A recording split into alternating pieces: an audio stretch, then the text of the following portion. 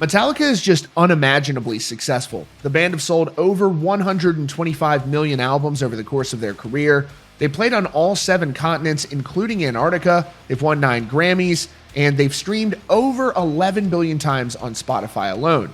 Needless to say, Metallica doesn't open for anybody, but on one occasion they made an exception, opening for the Rolling Stones. And even Lars Ulrich says he wasn't famous enough to even make eye contact with Mick Jagger when he walked by backstage. Stick around. Before we continue, if you're new to Rockfeed, for the latest rock news, be sure to subscribe with notifications on. And also, we're going to be giving away 4 VIP weekend passes to one lucky winner to one of these amazing festivals of your choice. Personally, I can't wait to see Pantera. I've never gotten to hear these songs live. I imagine you got better chances than the lottery. Just enter to win at the link down in the description. So Lars spoke on a new episode of the Club Random podcast with Bill Maher, and he told a story about opening up for the Rolling Stones. And he said that even as big and successful as Metallica was at that time, back in the mid-2000s, they were already massive. They were a stadium band. He says that even he, when Mick Jagger walked by backstage, he was warned not to make eye contact with him. Here's what he had to say. Metallica drummer Lars Ulrich told Bill Maher that the band opened up for the Rolling Stones on November 13th and 15th, 2005.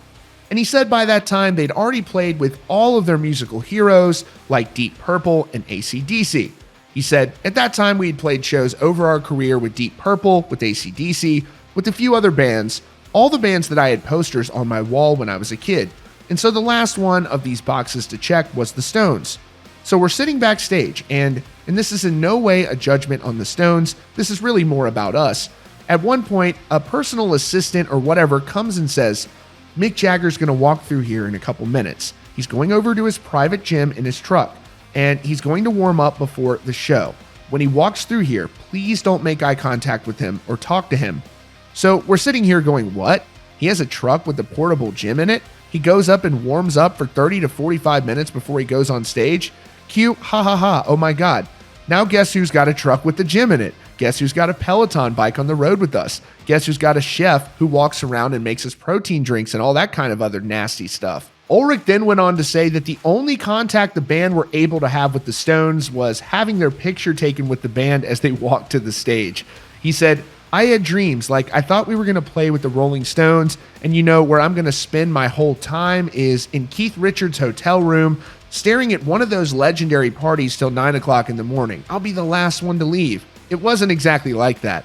I always go and say hello to our support act. I look them in the eye. I ask them if there's anything they need. It's a human thing. If somebody comes out and plays on Metallica's stage, I want them to feel at home.